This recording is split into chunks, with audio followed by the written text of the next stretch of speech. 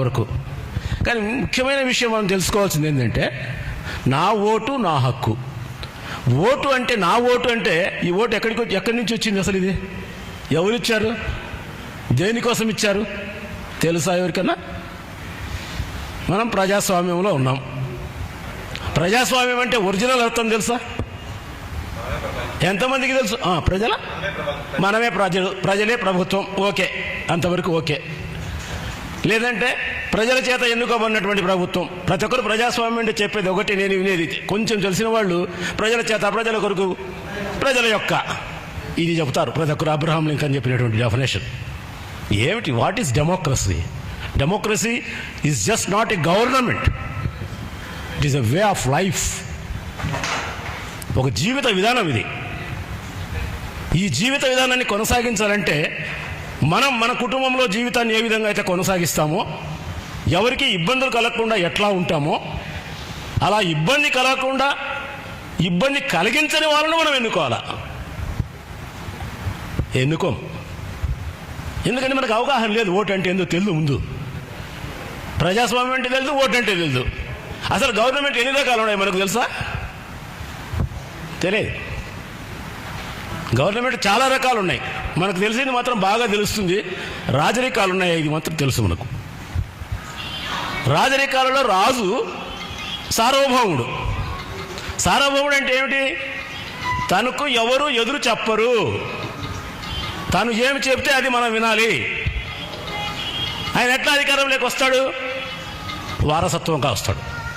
వాళ్ళ నాయన చనిపోతే, రాజు చనిపోతే, రాజు పెద్ద కుమారుడు, పెద్ద కుమార్తె ఎవరు అంటే వాళ్ళు అధికారంలోకి వస్తారు. అది రాజరికం. ఆయనకు అధికారాలు ఏమేమి అధికారాలు ఉంటాయి తెలుసా? చట్టాలు ఆయనే చేస్తాడు, చట్టాలను అమలు పరుస్తాడు, న్యాయాన్ని గురించి కూడా ఆయనే చెప్తాడు. ఎవరు ఉండరు. అంటే తనే సోల్. ప్రశ్నించేవాడుంటే వాని గొంతు తెగుతుంది. వాని ప్రశ్నించకూడదు రాజుని. అంటే you don't have any right to say anything before him. ప్రశ్నించే హక్కే లేదు మనకు, స్వేచ్ఛే లేదు. రాజు ఏం చెప్తాడో అలా ఉండాలి, అంతే. కానీ మన అదృష్టం కొద్దీ బ్రిటిష్ వాళ్ళు పోయిన తర్వాత, బ్రిటిష్ వాళ్ళు ఉన్నప్పుడు కూడా మనకు లేదు అధికారం. బ్రిటిష్ వాళ్ళు పోయిన తర్వాత స్వాతంత్రం వచ్చి రాజ్యాంగాన్ని రాసుకొని ప్రజాస్వామ్యాన్ని ఏర్పాటు చేసుకొని మనల్ని మనం పరిపాలించుకుందాం అన్నటువంటి ఒక వ్యవస్థను తీసుకొచ్చాం ఇక్కడ. ఎవరొద్దు, వాళ్ళు చెప్తే మనం వినకూడదు. ప్రజలు సార్వభౌముడు కావాలా. రాజు కాదు సార్వభౌముడు, ప్రజలు. ఎందుకు ప్రజలు సార్వభౌములు అవుతున్నారు అని చెప్పి అంటున్నానంటే, ఆ సార్వభౌములు కావాలనే దానికోసమే ఓటు హక్కు ఇచ్చారు. నీ ప్రభుత్వాన్ని నువ్వు ఎన్నుకో, నీకు కావాల్సిన వారిని ఎన్నుకో, నీవు చెప్పినట్టు నడుచుకున్న వాళ్ళని ఎన్నుకో. వాళ్ళు చెప్పినట్టు నువ్వు నడుచుకోవద్దు. ఎందుకు నడుచుకోవాలి అసలు? ఇది మన ప్రజాస్వామ్యం, మన ప్రభుత్వం. మనము ట్యాక్స్ కడుతూ ఉంటే మనల్ని పరిపాలిస్తూ ఉంది. వాళ్ళ సొంత డబ్బులైతే ఏం కాదు. అటువంటి అప్పుడు ఎందుకు మనం పూర్తి స్థాయిలో ఓటుల గురించి ఆలోచించము? పౌరుని చేతిలో ఉండేటువంటి వజ్రాయుధం ఓటు హక్కు. వజ్రాయుధం అనేది మనకు అందరికీ తెలుసు. ఇంద్రుడి దగ్గర ఉంటుందంట, దానికి ఎదురు లేదంట. ఎవరొచ్చినా సరే అడ్డొస్తే వాడిని ఓడించడమే తప్ప వేరేది ఉండదు అని. అలాంటిది ఓటు హక్కు. కానీ దాన్ని బాధ్యతతో వినియోగించుకోవాల్సిన అవసరం మనకుంది. అసలు విషయం ఏంటో తెలిస్తే దాన్ని బాధ్యతతో వినియోగించుకుంటాం మనం. చాలామందికి ఓటు అంటే నాకు 18 సంవత్సరాలు నిండుతానే ఓటు వచ్చేసిందంట. కొంతమంది అసలు అప్లై చేసుకోరు. ఓటు వచ్చిందని అనుకుంటున్నావే కానీ నేను ఈ ఓటు వేస్తే దీనివల్ల నేను ఈ యొక్క రాజ్యంలో ఎంత బాగా ఉండగలుగుతాను, ఎంత సంతోషంగా ఉండగలుగుతాను అన్న ఆలోచనలతో ఓటు వేస్తున్నావా? నో. నేను ఒక చిన్న ఉదాహరణ చెప్తా ఓటు హక్కును వినియోగించుకునేదానికి. నా తండ్రి ఉన్నాడు, పోటీ చేశాడు. ఎవడు తండ్రి? నా తండ్రి అంటే ఎట్లాంటి వాడు అంటే వెధవ, పనికి మాలినాడు, సంసారాన్ని బాగు చేయని వాడు, అందరినీ కష్టపెట్టేవాడు నా తండ్రి అనుకుందాం. ఆయన పోటీ చేస్తున్నాడు. ఇప్పుడు నా బాధ్యత ఏంటండి? నేను ఓటు వేసి ఆయనకు మీ అందరి చేత ఓటు వేయించడం నా బాధ్యత. కుటుంబాన్ని బాగుపడతలేనటువంటి వాడు సమాజాన్ని ఏం బాగుపరుస్తాడండి ఆయన? అటువంటి వాడిని ఓటు వేయకూడదు మనం. అసలు వేయాలా? విజ్ఞత ఉంటే మనం అలా చేస్తామా?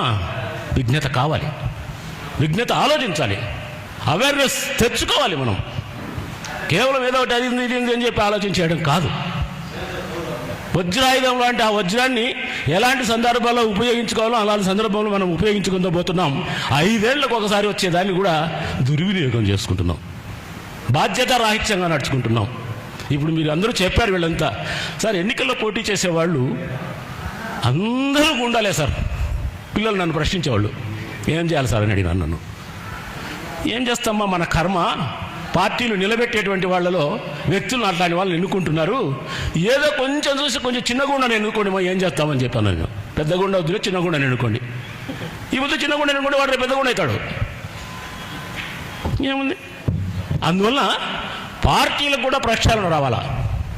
పార్టీలు, రాజకీయ పార్టీలు అనేటువంటివి వ్యక్తులు నిలబెట్టేటప్పుడు నేను ఎటువంటి వ్యక్తిని నిలబెట్టాలి వాళ్ళు కూడా ఆలోచించాలా.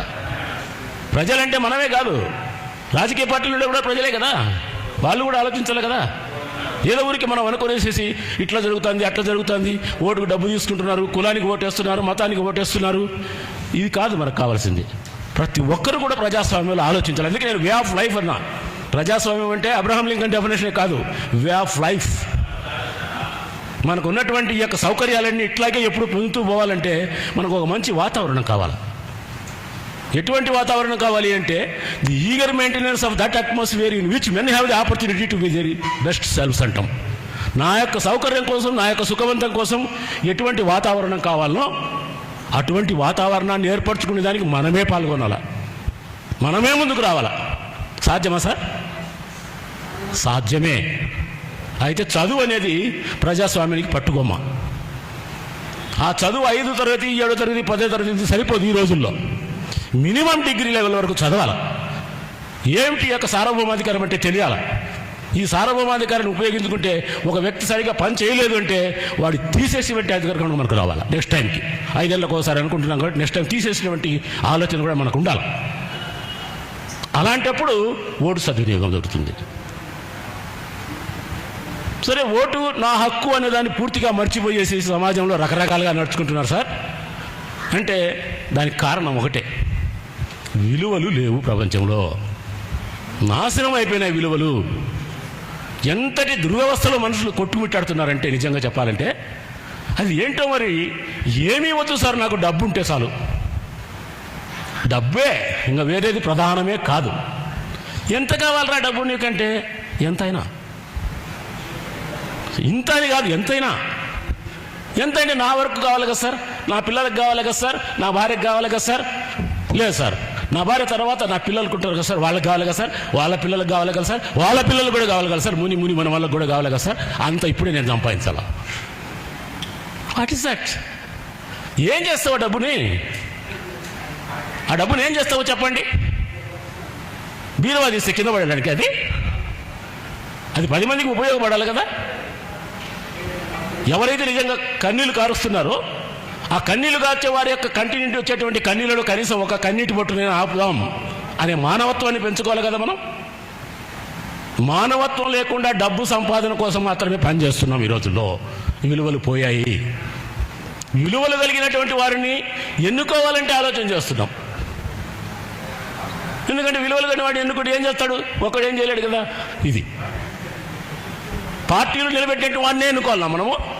అందరినీ ఇండిపెండెంట్ ఎన్నుకుందామే, నష్టం ఏమండి చెప్పండి చూస్తాం.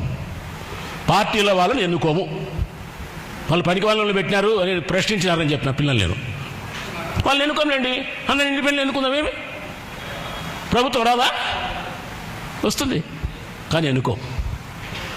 ఆయన ఏం చేస్తాడు? ఒక్కడు అన్ని చోట్ల ఇండిపెండెంట్ పోటీ చేస్తారు, ఒక చోట కాదు పోటీ చేసేది. లేకుంటే ఎంతమంది ఎందుకు వస్తారు? లిస్టు, పెద్ద లిస్టు ఉంటుంది, ఎత్తుకోలేక వస్తాం మనమే ఎవరు క్యాండిడేట్లని. వాళ్ళలో ఒక మంచి వారిని ఎన్నుకుందాం, ఏమవుతుంది? అది సద్వినియోగం చేసినట్టు కదా.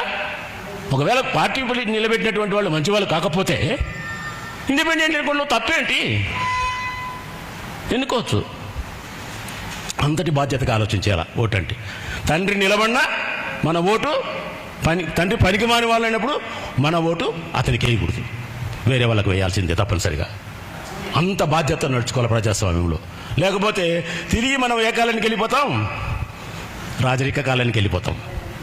ఇప్పుడు కూడా నాకు తెలిసి, నా దృష్టిలో నేను ఆలోచించే, అందరికీ అది వేరేగా అనిపించచ్చేమో కానీ, this is not at all A democracy. ఇది డెమోక్రసీ కాదు. హక్కులన్నీ ఉన్నాయి, స్వేచ్ఛలు ఉన్నాయి, కానీ పూర్తి స్థాయిలో ఉపయోగించుకునేటువంటి పరిస్థితులు మాత్రం లేవు. మనం ఏదైనా నిజం చెబుదామంటే నిజం చెప్పగలిగే ధైర్యం ఉందా మనకు? మరి వింటామంతే, మన కొద్దీ మనం వెళ్ళిపోతాం. ఒక వ్యక్తి మోసం చేస్తున్నాడు, మోసం చేశాడా అని చెబుదామంటే చెబితే ఏమైపోతాను నేను? సాయంత్రానికి ఏమైపోతా, అంతే కదా? చెప్పం. కానీ ప్రజాస్వామ్యంలో వెలుగెత్తి గొంతెత్తి మాట్లాడేటువంటి ధైర్యం కూడా కావాలి కొంత. అది లేకపోతే కాదు. నేను ఒకసారి ఒక ఆఫీస్కి వెళ్ళాను. ఒక హెడ్, డిస్ట్రిక్ట్ హెడ్, పెన్షనర్స్ అందరికీ కొంత అరియర్స్ రావాల్సినవి ఉన్నాయి. వెళ్తే ఆయన కూర్చొని ఉంది సీట్లో, ఆర్జేడి రీజనల్ జాయింట్ డైరెక్టర్. మేమందరం వెళ్ళాం. వెళ్తే, ఏంటి మేడం, మాకు ఒక సంవత్సరం కింద జీవో వచ్చింది, ఆ జీవోని ఇంప్లిమెంట్ చేసేదానికి ఏమైతే, మీకు జీవో ఉంది కదా ఆల్రెడీ, ఇంప్లిమెంట్ చేయొచ్చు కదా అన్నా నేను.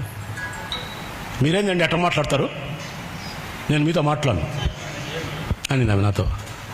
నేను మీరు నాతో మాట్లాడమని నేను చెప్పటం లేదు. మీరు ఆ కుర్చీలో కూర్చున్నారు కాబట్టి, మీకు ఒక జీవో ఉంది కాబట్టి ఆ జీవోని ఇంప్లిమెంట్ చేయమని అడుగుతున్నా మేడం, అంతే. నాతో నీకు మాట్లాడాల్సిన అవసరం ఏముంది? నథింగ్ కదా. పర్సనల్ ఏముంది ఇక్కడ? మీరు చేయాలి, ఇంప్లిమెంట్ చేయాలన్న. నేను చెప్పలేను, నేను మీతో మాట్లాడినంటే మీరే మాట్లాడాల్సిన అవసరం లేదు. కూర్చున్నాం కొంతసేపు.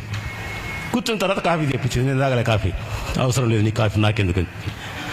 తర్వాత నేను చెప్పాను, నేను ఇలా మానవతా సంస్థలో పనిచేస్తున్నానండి, పలానా సేవా కార్యక్రమాలను చేసుకుంటూ పోతుంటాం మేమంతా కూడా. అంత ఫ్రీ సర్వీస్ అది, ఎవరిని కూడా ఏడిపించే ప్రసక్తి ఉండదు. ఏడిపించే వాళ్ళకి వచ్చేటువంటి కన్నీళ్ళను తుడుస్తాం మేము. ఏదైనా ఆపదలు ఉన్నామంటే మానవత ముందు ఉంటుంది, అంతే. ఇలా కార్యక్రమాలు చేసుకుంటూ పోతాం మేము చెప్పాను అని. కొంచెంసేపు గమనం ఉంది. అందరూ మాట్లాడిన తర్వాత, గోపి గారు మీరు ఏదో మానవతా సంస్థలో పనిచేస్తున్నారు అన్నారు కదా, మీరు పలానా కాలేజీలో పనిచేస్తున్నారు, అక్కడ ఉన్నటువంటి కాలేజీలో పిల్లలంతా కూడా నేలపైన కూర్చుంటారు, బెంచెస్ లేవు, మాకు కొన్ని బెంచెస్ కావాలా. ఇది బాగుంది, బెంచెస్ కావాలన్నారు, కావాలా, సరే ఎన్ని కావాలో చెప్పండి, మీకు నేను ఒక 40 ఇస్తా, ఇంకా మిగతా వాళ్ళందరూ చేత కాబట్టి ఒక 100 బెంచెస్ ఇస్తాం, ఆ జీవోని ఇంప్లిమెంట్ చేయండి ముందు మీరు అని అంటే, చేసేస్తాం రండి అన్నావా. ఇమ్మీడియట్గా వెంటనే అక్కడ ఉన్నటువంటి సూపరింటెండెంట్ అనింది, అక్కడ కూర్చొని అనింది. ఆమె అట్లా పోతానే నాకు చెప్పలేదు సార్ ఆమె. చూడండి, ఉద్యోగస్తులు కూడా ఎంత ఘోరంగా పనిచేస్తున్నారంటే, డబ్బు సంపాదించుకునే దానికోసం ఏమైనా చేస్తారు. ఓటు హక్కు కోసం కూడా అట్లా చేస్తున్నారు. ఓటుకు కూడా డబ్బు అట్లాగే ఆలోచన చేస్తున్నారు. నేను ఓటుకు డబ్బు విఘ్నంలో ఎవరు తీసుకోం. ఒకసారి మా వీధిలో నేను తీసుకోలేదని తెలిసింది. ఒక ఆమెకు ఇదోళ్ళు వాళ్ళ పాపం వాళ్ళ కష్టాలు వాళ్ళకుంటే, సార్ మీరు తీసుకోకుంటే మన కనీసం నాకన్నా ఇప్పించండి సార్. అది చూడండి ఆలోచన ఎట్లా ఉంటుందో వ్యక్తులది, ప్రజలది. నేను తీసుకోలేదు, నేను నిజాయితీగా ఉందామంటే నీ తరపున నాకు ఇప్పించండి సార్. ఇంకేం చెప్పాలా ప్రజల గురించి మనం? అందువల్ల వాళ్ళకి ఓటు అంటే అవగాహన కల్పించి, ఓటు కోసం డబ్బు తెచ్చేవాడు ఎవరైనా ఉన్నాడంటే వాడిని అసలు వీధిలోకి రానికూడదు. ఆ చైతన్యం రావాలి మనలో. అంటే వాళ్ళతో కొట్టాడమని నేను చెప్పడం కాదు అది. ఎందుకే డబ్బులు పంచుతున్నారు, మేము ఊరికి పట్టేస్తాం పోండి ఏమి అనకూడదా? ఆ 1000 రూపాయలు తీసుకుంటాను ఏమైనా అవుతుందా? ఒకవేళ బీదవాడు డబ్బు తీసుకుంటున్నాడు ఎక్కువగాని మనకు ఉంది, వాడికి ఏదో కడుపు ఆకలితో అదో కనీసం ఒక్కరోజన్నా బిర్యానీ తిందాంలే అనుకుంటాడు. ఆ బిర్యానీ కోసం తీసుకుంటాడు వాడు. కానీ వానికి రాబోయేటువంటి పరిస్థితులు ఎట్లా ఉంటాయన్న విషయం మనకి తెలియదు కదా, కాబట్టి తీసుకుంటాడు. ఈ విజ్ఞులు మనమేమైనాము.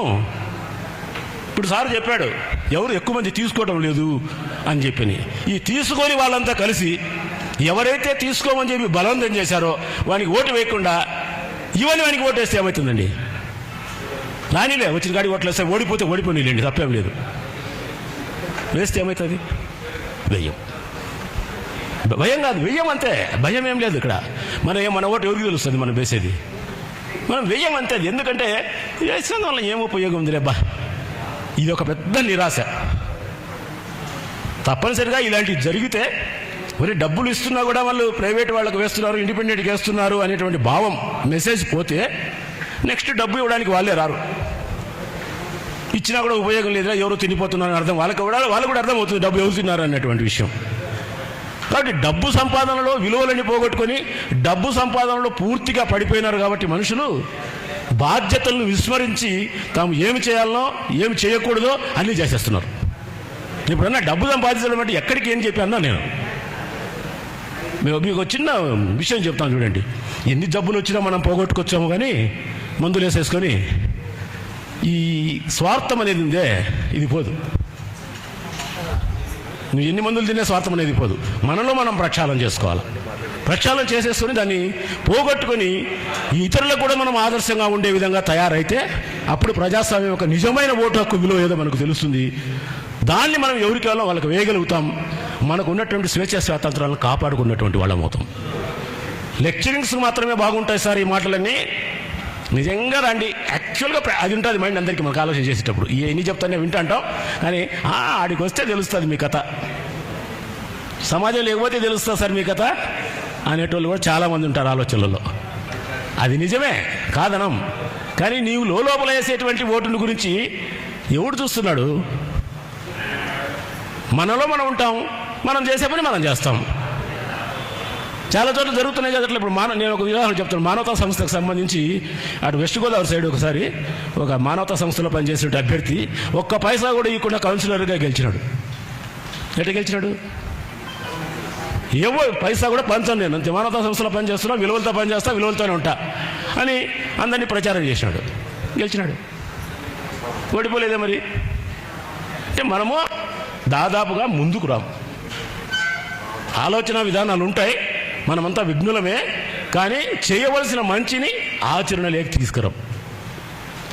వేమన చెప్పిన పద్యం ఒట్టిదేం కాదు, అది రైటే. ఇది ఆచరణ లేని ఆత్మశుద్ధి, ఆత్మశుద్ధి లేని ఆచారం అది ఎలా అని అంటాను కదా. ఆచరణ లేకపోతే ఎన్ని మాట్లాడుకుంటే ఏం ఉపయోగం? బాండశుద్ధి లేని పాకం ఎలా, ఏమవసరం? చిత్తశుద్ధి లేని శివ పూజలు ఎలా? చిత్తశుద్ధితో ఓటు అంటే ఏమిటో తెలుసుకున్ననాడు మనమే సార్వభౌములము అని తెలుసుకున్ననాడు మన సార్వభౌమత్వాన్ని మనం కాపాడుకోవాలి తప్పితే వేరే వాళ్ళు వచ్చి కాపాడతారా? మనకున్న హక్కును వాళ్ళు ముందు కూడా దానికి ప్రయత్నం చేస్తారు. మన హక్కును మనమే పెట్టుకోవాలా. మనమే సార్వభౌములం. అక్కడ ప్రభుత్వంలో ఉండేవాళ్ళు కాదు సార్వభౌములు. 5వ సంవత్సరం వస్తే నా పని చూస్తారు వీళ్ళు, వాళ్ళు సార్వభౌములు, వాళ్ళు చెప్పినట్టు నేను వినాలా, మేము చెప్పినట్టు వాళ్ళు వినాలా కాదు అన్నటువంటి భావానికి మనం కట్టుబడాల. ఈ విషయాలు తెలియకనే చాలామంది నాకు తెలిసి ప్రజాస్వామ్యం అంటే ఏంటో తెలియదు, రాజరికం అంటే ఏంటో తెలియదు, కులీన పాలనమా, అరిస్టాక్రసీనా, ఇవన్నీ చాలా రకాల ప్రభుత్వాలు ఉన్నాయి. ఇప్పుడు ఒకటి మనకు బాగా కనపడేది ఆధునిక యుగంలో డిక్టేటర్షిప్ ఒకటి కనపడుతుంది. నియంతృత్వం అంటాం. ప్రజాస్వామ్యము నియంతృత్వంలో రాజరికం కంటే ప్రమాదకరమైంది నియంతృత్వం. ప్రజాస్వామ్యంలో ఎటువంటి ప్రమాదం ఉండదు ప్రజలకు. దాన్ని ఒకటే సెంటెన్స్లో మనం చెప్తాం. ఏమిటి? Dictatorship, democracy. Dictatorship is a government with bullet. ఎప్పుడు దాంట్లో బుల్లెట్ ఉంటుంది. Dictatorship is a government with bullet, versus democracy is a government with బ్యాలెట్తో ఉంది. అది మనకి ఇచ్చినటువంటి అవకాశం. ఆ బ్యాలెట్కు ఉన్నటువంటి హక్కును మనం పోగొట్టుకొని ఓటును అమ్ముకొని నోటుకు అమ్ముకొని ప్రశ్నించకుండా ఇలాగనే ఉంటే మన జీవితం ఇంతకంటే అధ్వానంగా తయారైపోతుంది. వీధికో గుండా వస్తారు. ఎక్కడి నుంచో వాడు మనం ఆజ్ఞాపిస్తున్నాడు అనుకుని పోయి వీధికో గుండా వచ్చి వీడు రోజు ఎక్కడికి పోతున్నాడు, ఈ ఇంట్లో ఎంతమంది ఉన్నారు, వీళ్ళు ఏం చేస్తున్నారు, వీళ్ళు మన మాట వింటున్నారా లేదా, ఇవన్నీ కనిపెట్టుకొని రాసి పెట్టుకొని వేసేసి నువ్వు ఇలా చేస్తున్నావు జాగ్రత్త ఖబర్దార్ అని వచ్చాడు అనుకోండి, ఏం చేయగలుగుతాం మనం? అప్పుడు నేను చెప్తున్నా, అదే విషయాలు చెప్తున్నా, జరగబోయే కార్యక్రమాలు అవి ఏం చెప్తున్నా. జరుగుతుందో జరగలేదో అందరికీ తెలుసు మనకు. కానీ డెమోక్రసీలో ఉండేటువంటి బ్యూటీ ఏంటంటే ఉన్న స్థితిని చక్కదిద్దుకోవచ్చు. అధ్వాన్నంగా ఉన్నటువంటి స్థితిని చక్కదిద్దుకునేటువంటి అవకాశం ప్రజాస్వామ్యంలో ఉంది. చక్కదిద్దుకోవాలంటే దానికి ప్రజలే ముందుకు రావాలి, ప్రజలే సక్రమంగా ఓటు వేయాలి, డబ్బు తీసుకోకూడదు, మంచిగా ఉన్నవాడు ఎవడో ఆలోచించి ఓటు వేయాలి. ఇది ఒక్కటే మార్గం, ఇంకా వేరే మార్గం లేనే లేదు. కాబట్టి విజ్ఞులకు అందరికీ కూడా నేను చెప్పేది ఒకటి, బాగా ఆలోచించండి. ఇంకా ఇట్లాంటి సభలు ఎక్కువ మందికి చెప్పండి. ప్రజాస్వామ్యం అంటే ఏమిటో చెప్పండి, ఓటు అంటే ఏమిటో చెప్పండి, అది ఒక వజ్రాయుధం అని చెప్పండి. ఆ వజ్రాయుధంతో ఉన్నటువంటి దుష్ట పరిస్థితులను ఏవైతే ఉన్నాయో వాటిని లేకుండా చేసేదానికి అందరూ కూడా ప్రయత్నం చేస్తాం. దానికి అందరూ కూడా కట్టుబడి ఉండాలని కోరుకుంటూ మంచి వాళ్ళకే ఓటు వేయాలని కూడా కోరుకుంటూ ఈ అవకాశం ఇచ్చినటువంటి పట్టభోగాల పవన్ కుమార్ గారికి ధన్యవాదాలు తెలియజేస్తున్నాను.